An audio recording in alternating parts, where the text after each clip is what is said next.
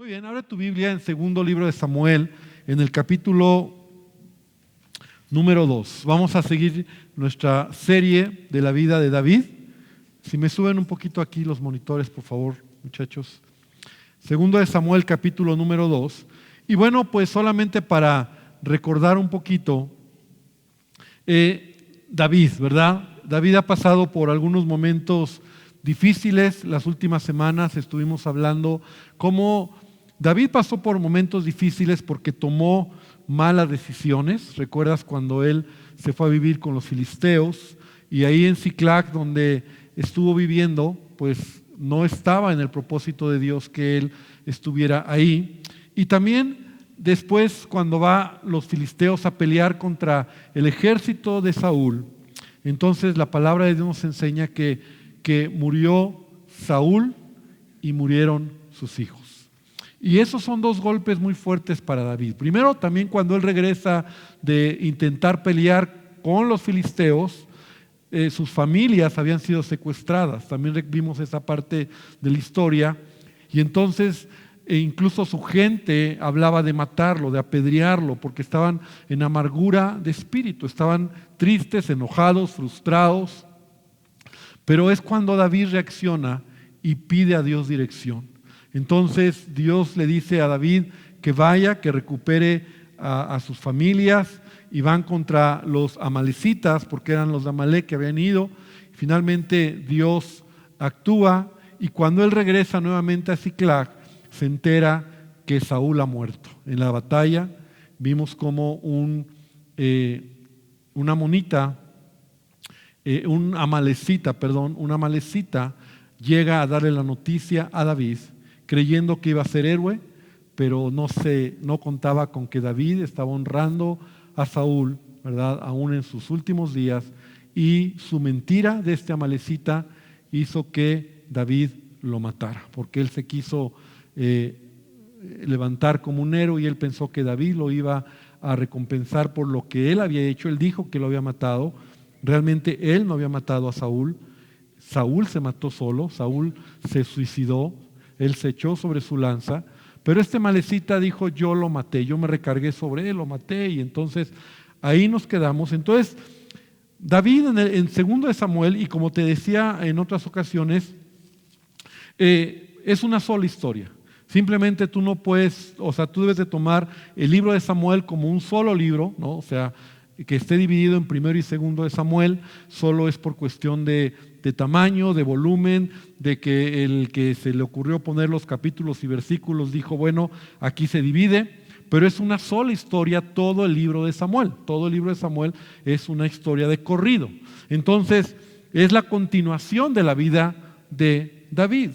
Y en el capítulo, de hecho hay tanto dolor en David, ¿verdad?, que el capítulo 1 no lo vamos a ver, pero David mismo hace un cántico, ¿verdad?, llorando a Saúl y llorando a los hijos de Saúl, ¿no? Y después lo puedes leer en tu casa, porque David realmente, pues aunque fue perseguido por Saúl, y a veces yo lo leo, y yo no sé si tú lo estás conmigo en todo lo que hemos estado estudiando, pero la verdad es que David honraba mucho la autoridad de Saúl. En el capítulo número 2, David va a entrar a una nueva temporada en su vida. El día de hoy he titulado: Nada es de la noche a la mañana. Así es la enseñanza de hoy. Le he titulado: Nada es de la noche a la mañana. Porque a veces en la vida, después de pruebas, Dios nos lleva a nuevas temporadas. ¿Cuántos dicen amén por eso, verdad? A veces cuando pasas problemas, cuando pasas dificultades, cuando pasas tiempos de dolor, Dios lo permite, pero cuando sales de ahí, entras a una nueva temporada en tu vida. Entonces, David va a entrar en una nueva temporada que tampoco va a ser fácil, como lo vamos a estudiar. Y quiero que vengas conmigo al capítulo número 2, y vamos a leer del versículo 1 al versículo 4.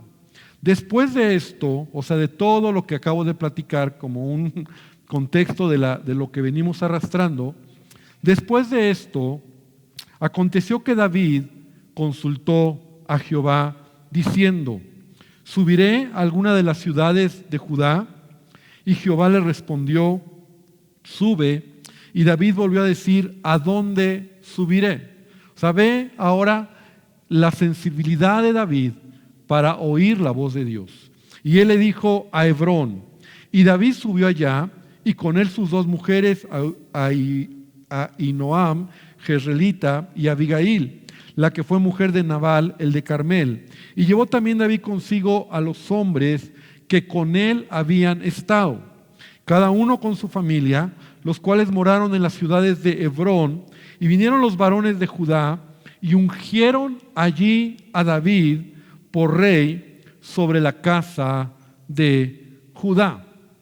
Y hasta ahí. Primero quiero que podamos ver, como te decía, la sensibilidad de David. Ahora nuevamente vemos a un David que pregunta a Dios, ¿verdad? Que le dice a Dios: ¿a dónde voy? ¿A qué sigue? ¿Qué tengo que hacer?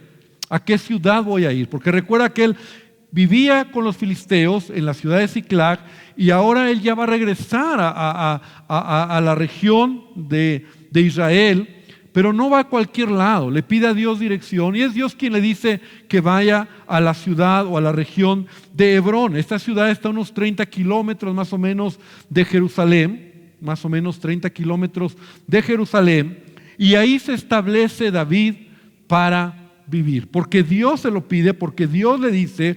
Y era una ciudad que tenía varias características históricas. Era una ciudad que dentro de esta región de Hebrón había una ciudad de refugio, ¿no? Y bueno, no tengo el tiempo para hablar de ello, pero Dios había establecido ciudades de refugio en diferentes zonas, en diferentes lugares. Hebrón era una de esas ciudades, lugares donde había una ciudad de refugio.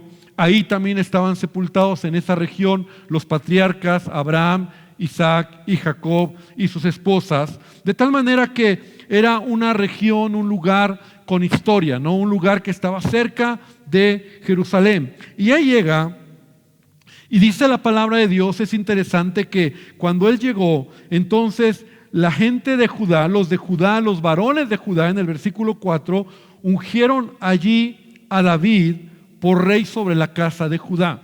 Y esto es importante entenderlo, ¿verdad? Porque David es ungido por segunda vez. La primera vez fue cuando, ¿en qué momento fue ungido como rey? ¿Por quién? Por Samuel. Samuel ungió, pero todavía no es rey. Ahora quiero que entendamos los tiempos. Cuando Samuel unge a David, pasaron después de este acontecimiento más o menos entre 13 y 15 años, porque David era un jovencito cuando Samuel lo unge. Ahora, entre 13 y 15 años, David estuvo siendo perseguido por Saúl. Todo lo que hemos leído de la historia de David fue en un tiempo más o menos de 15 años. Cuando muere Saúl, lo más lógico, porque el que seguía en el trono, al trono, iba a ser ¿quién? David. Entonces, lo más lógico es que David fuera ya el rey en Israel. Sin embargo, la Biblia nos deja ver que no fue así. O sea, David es ungido únicamente por los varones de la tribu de Judá.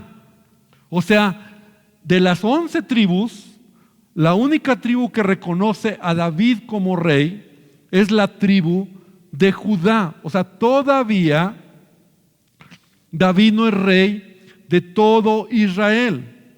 Y entonces aquí es donde vamos a ir aprendiendo algunas lecciones importantes. Porque han pasado 15 años que a David lo están persiguiendo. Ahora, David llega a esta región de Hebrón, y entonces David es ungido, como leímos aquí, es ungido por los varones de Judá y lo establecen por rey sobre la casa de Judá, no sobre toda la nación de Israel. Y me voy a adelantar un poquito. La Biblia dice que David fue rey en Judá 7 años y medio. O sea, no fue tan inmediato que David fue rey sobre todo Israel. Y sabes, esto me habla de entender el proceso de Dios en la vida de David, pero también el proceso de Dios en nuestras vidas, en donde a veces tenemos que entender que Dios no va a hacer las cosas inmediatamente como nosotros quisiéramos. La verdad es que muchas veces Dios va a permitir que pasen meses, incluso años. Mira, han pasado 15 años. Y David todavía no ve cumplida la promesa o la profecía que Samuel le había dado, la promesa, el ungimiento de que él sería el próximo rey de Israel. Y la Biblia dice en Hebreos capítulo número 10, en el versículo número 36, que es necesaria la paciencia. Pero mira cómo lo dice el apóstol en Hebreos 10:36. Porque os es necesaria la paciencia para que habiendo hecho la voluntad de Dios, obtengáis la promesa. Entonces, el secreto aquí, o el entender los propósitos de Dios, es tener paciencia. Repite conmigo, paciencia. Algo difícil, que el cristiano muchas veces le cuesta trabajo esperar en Dios. Muchos creyentes se desisten, se confunden, se desesperan, creen que a Dios se le olvidó, creen que lo que Dios dijo que iba a hacer no lo ha hecho, han pasado años y entonces muchas veces quieren hacer las cosas a su manera. ¿Y qué pasa? Fracasan. Porque cuando Dios tiene el tiempo, ¿verdad? Dios tiene el tiempo en nuestras vidas. Mucha gente dice, es que ya pasó mucho tiempo, pastor. Es que Dios me prometió algo y no lo veo. Y entonces muchos creyentes desisten, se desesperan, lo hacen a su manera. O sea, quieren acelerar el tiempo de Dios. Y entonces echan a perder el propósito que Dios tiene. Y lo he visto tantas veces. Pero veamos el corazón de David, porque es donde tenemos que meternos a entender el corazón de este siervo, de este hombre que ama a Dios con todo su corazón, pero no solamente porque es un adorador, no solamente porque lo reconocemos como un gran salmista, un hombre sensible, sino un hombre que entiende la voluntad de Dios en su vida. Y entonces él llega al trono solamente de la tribu de Judá. Ahora, él pudo, porque ya no estaba Saúl, él pudo haber llegado imponiendo su autoridad.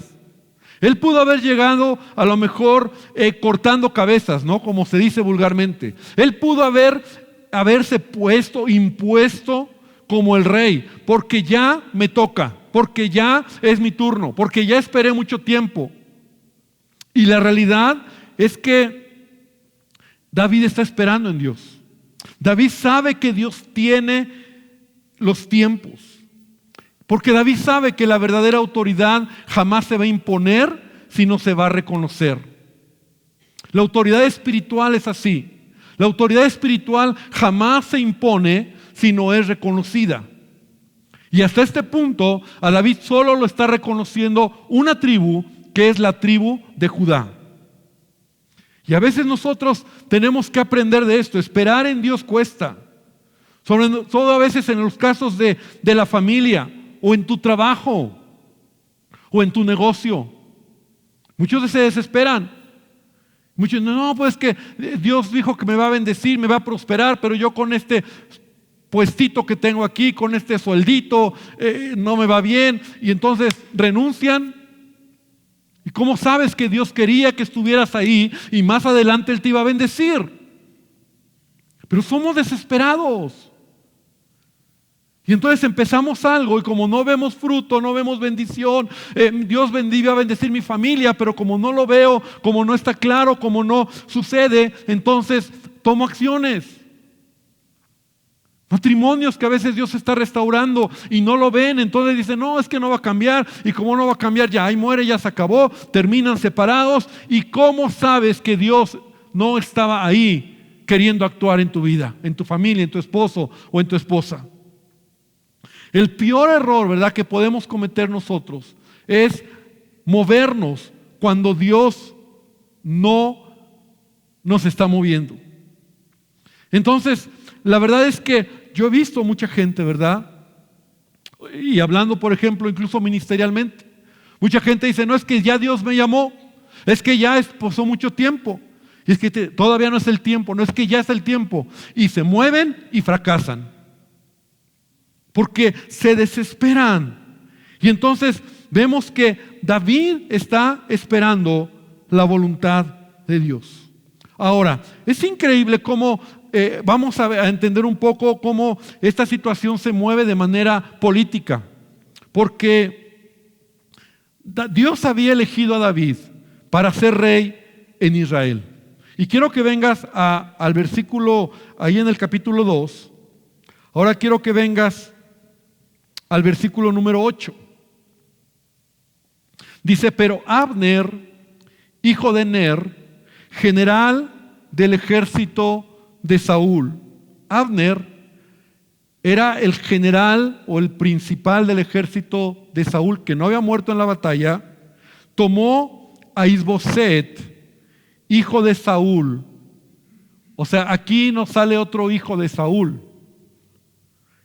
Y lo llevó a Mahanaim y lo hizo rey sobre Galad, sobre Jesurí, sobre Jezreel, sobre Efraín, sobre Benjamín y sobre todo Israel. Entonces aquí vamos a ver parte de esta historia política. David llega a Hebrón y solo es reconocido por la tribu de Judá.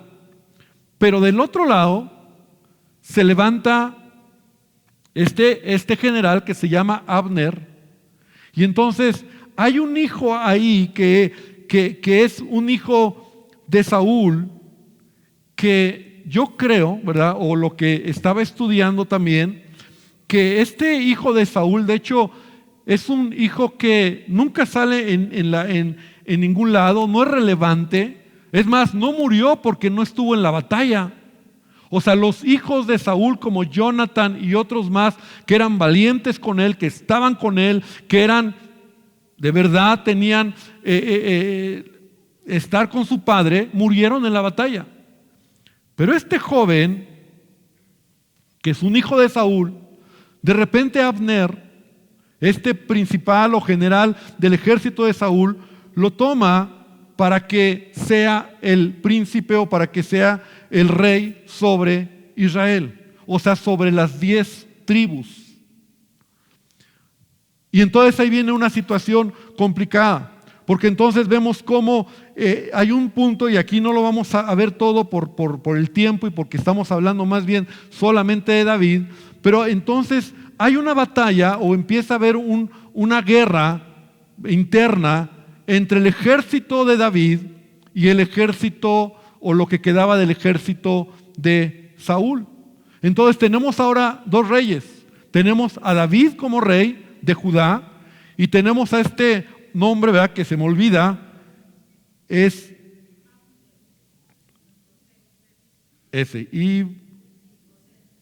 Isboset, él como rey de las 10 tribus de Israel. Ahora, lo interesante es que David no hace nada. David no hace nada.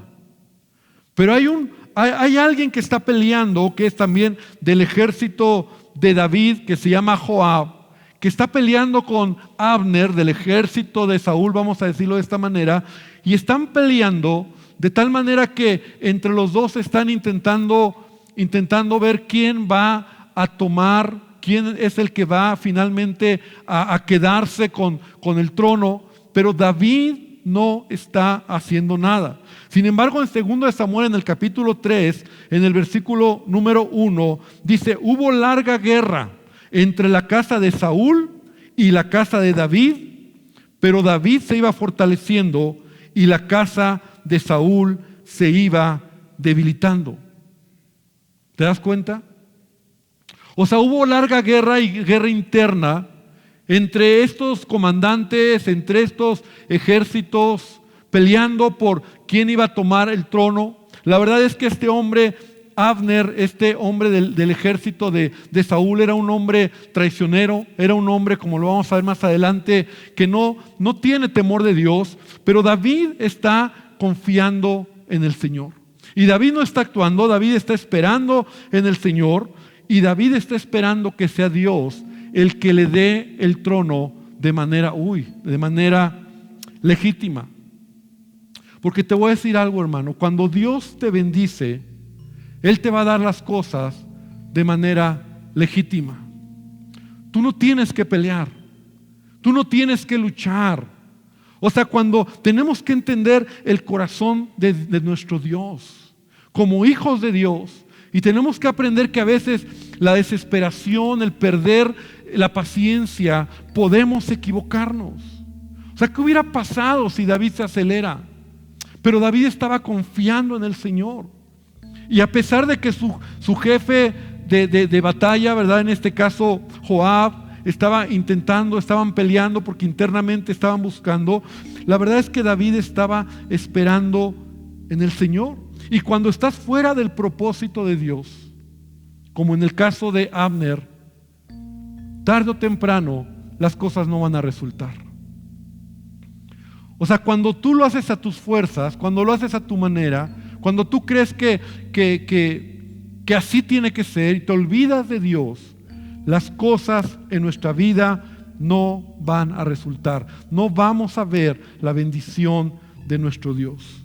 Como dice este versículo, con el paso del tiempo, David se iba fortaleciendo. Porque cuando estás en la voluntad de Dios, Dios te va bendiciendo. A lo mejor es poco a poco, a lo mejor no es de la noche a la mañana, a lo mejor no es como tú lo quisieras, pero tienes que esperar en Él, tienes que confiar en Él. Pero cuando estás del otro lado, en el caso de este hombre Abner, entonces las cosas salen peor. Él se iba debilitando. Y en el capítulo 3, en el versículo 6, dice: como había guerra entre la casa de Saúl y la de David, aconteció que Abner se esforzaba por la casa de Saúl. O sea, Abner, y esa palabra me llamó la atención. O sea, Abner se esforzaba. O sea, con sus fuerzas. Él estaba peleando por algo ilegal. Él estaba peleando por algo que no le pertenecía. Él estaba peleando por algo que Dios no se lo había dado. Y sabes, cuando me refiero a cuando tú te esfuerzas en el sentido de hacerlo en tus fuerzas. No digo que no trabajes, ¿verdad? Debemos de diferenciar entre lo que es trabajo, cansancio, ¿verdad? Pero estar en la voluntad de Dios, o trabajo y cansancio y acabar frustrados. Cuando estás en la voluntad de Dios, tu vida va en aumento. Cuando estás en el propósito de Dios, aunque a veces no tienes todo lo que quieres o estás esperando todavía, sabes, al final tú te sientes en paz, te sientes satisfecho y sabes que Dios tiene el control de todas las cosas. Pero cuando no estás en la voluntad de Dios, cuando lo estás haciendo en tus propias fuerzas, cuando estás luchando y peleando y haciéndolo lo que sea por lograr aquello, acabas frustrado, acabas malhumorado, acabas mal. Y creo que esa es la lección. Mira lo que dice Ageo 1:6. Y esa es la sensación que tenemos cuando estamos fuera de la voluntad de Dios. Sembráis mucho y recogéis poco. Coméis y no saciáis. Bebéis y no quedáis satisfecho. Os vestís y no os calentáis. Y el que trabaja a jornal recibe su jornal en saco roto. Así ha dicho Jehová de los ejércitos: meditad sobre vuestros caminos. ¿Te das cuenta? O sea, cuando tú estás fuera de la voluntad del Señor, como el caso de Abner y como el caso de el hijo de Saúl, que según era el rey en las 10 tribus de Israel, a ellos les iba cada vez peor, peor, peor, peor. Pero cuando tú estás en la voluntad de Dios, dice Proverbios 10:22, la bendición de Jehová es la que enriquece y no añade tristeza con ella. ¿Cuántos dicen amén? La bendición de Dios, hermano, es la que enriquece en nuestras vidas. ¿Sabes? Al final, y bueno, el tiempo ya nos comió, pero al final vemos cómo tanto Abner como el hijo de Saúl murieron, fueron muertos, porque no era el propósito que estuvieran ahí. Sin embargo, David estuvo 7 años y medio esperando que fuera Dios el que actuara. Y eso me llama mucho la atención, porque David nunca metió las manos para establecerse como rey, sino esperó en Dios que Él lo estableciera, que fuera Dios el que lo hiciera. Hermano, la pregunta sería esta noche: ¿cómo vamos caminando en nuestra vida? ¿Realmente esperamos en Él? A veces nosotros nos aceleramos. Cuando las cosas no son como queremos, cuando las cosas no son como esperamos, nos aceleramos y perdemos el propósito de Dios en nuestras vidas. Pero cuando Dios tiene para ti, por ejemplo, un llamado, o cuando Dios tiene para ti, por ejemplo, que Él va a bendecirte en tus finanzas, o a lo mejor en tu negocio, o en tu familia, o en tu vida, ¿cuán pacientes somos? ¿Estamos dispuestos a esperar? Ahora, hay señales o hay ciertas cosas que tú vas a identificar que estás en la voluntad de Dios. Porque estar en la voluntad de Dios no quiere decir que todo va a estar bien siempre. Estar en la voluntad de Dios, poco a poco tú ves que Él te está bendiciendo. Poco a poco tú ves que Él te va levantando, te va prosperando, te va ayudando, te va respaldando. Como decía hace un minuto, te sientes en paz, te sientes cumpliendo el propósito de Dios. Y entonces estás en la voluntad de Dios.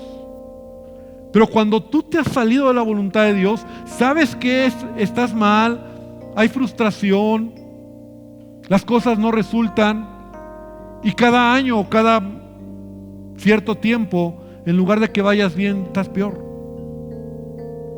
O sea, te vas debilitando, vas perdiendo tu propósito. ¿Por qué? Porque en algún punto lo quisiste hacer a tu manera.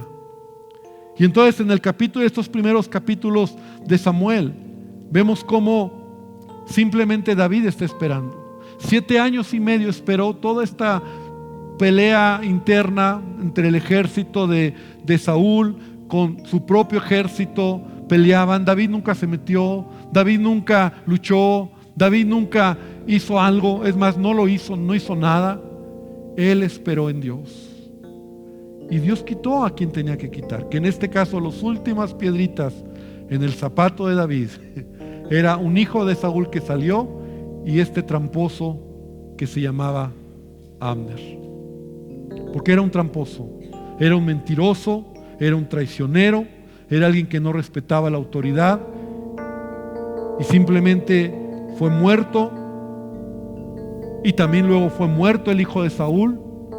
Y es ese momento cuando David va a ser establecido como rey de toda la nación de Israel.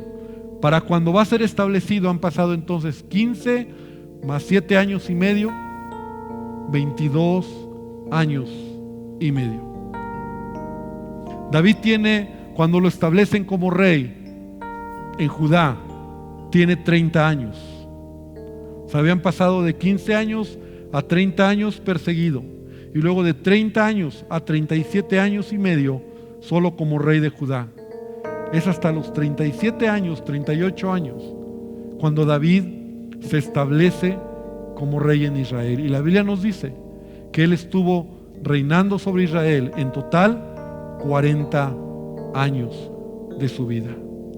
Y como lo vamos a ver la semana que entra, con la ayuda de Dios, a veces las pruebas son difíciles, son tardadas, los procesos tardan, son lentos, te cuesta, pero cuando esperas en el Señor y estás en el lugar correcto, los momentos y los tiempos donde Dios te va a bendecir son más largos que los tiempos de prueba. Porque David finalmente, si compara sus 15 años con sus 40 años de bendición, y que claro, pasaron algunas cosas, pero al final pudo ver la promesa cumplida en su vida. Entonces yo quiero invitarte esta noche para que cierres tus ojos, para que podamos hacer una oración y hoy podamos decirle a Dios: Señor, ayúdame a esperar en ti. Yo no sé cuál sea tu situación, aún yo te hablo esta noche. A lo mejor tú te has salido del propósito de Dios, a lo mejor tu falta de esperar, tu desesperación, eres una persona que es impulsiva y no te importa y lo haces a tu manera. Y a lo mejor ya tienes rato que estás fuera y en lugar de fortalecerte te estás debilitando cada año. En lugar de ir mejor vas peor. En lugar de ir avanzando te sientes que vas retrocediendo. En lugar de que las cosas estén mejor te sientes que todo está peor. Y déjame decirte que es una clara manera de entender y si fuera el caso tendrías que venir a Dios con toda seriedad, humillarte y tomar tiempo, no en una oración de aquí, de solo un minuto, sino en verdad venir a Él y decirle: Señor, ¿en qué momento perdí mi propósito? ¿En qué momento me desesperé? ¿En qué momento lo quise hacer a mi manera? ¿En qué momento quise tomar lo que tú me habías dicho que me ibas a dar a mi manera? Y ni lo obtuve, lo perdí y ahora no sé hacia dónde ir. Señor, te pido que tú nos sigas enseñando la sensibilidad de David. Señor, un hombre que espera en ti, un hombre que a pesar de que las cosas no son como él esperaba, él está confiando en ti, Señor. Y tú tienes el control. Y Señor, hoy te lo decimos. Nuestras vidas están en tus manos. Y tú tienes el control de todas las cosas. Y así lo creemos, Señor. Pero que nosotros podamos de verdad, honestamente, revisar nuestro corazón, revisar nuestras circunstancias, Señor, de manera eventual, hacerlo de manera repetitiva, revisarlo, Señor, y ver cómo estamos, Señor. Si estamos debilitándonos o verdaderamente estamos fortaleciéndonos. Si estamos avanzando o estamos detenidos o estamos retrocediendo, Padre. Porque la verdad, Dios, es que tú no lo quieres, pero no eres tú, sino somos nosotros en nuestras decisiones que muchas veces frustramos nuestro propio propósito. Te pido que tú bendigas a tu iglesia, que tú nos ayudes a caminar en tu voluntad, Señor. Y te doy gracias, Padre, porque tú nos amas. Y, Señor, que esta palabra también nos anime para mirar hacia adelante, creyendo, como oíamos en la oración, que el que ha comenzado en nosotros la obra, Señor, Padre, tú seguirás actuando, perfeccionando tu obra en nuestras vidas hasta que tú regreses, Jesús. Amén y amén, Señor. Muy bien, iglesia, que Dios te bendiga.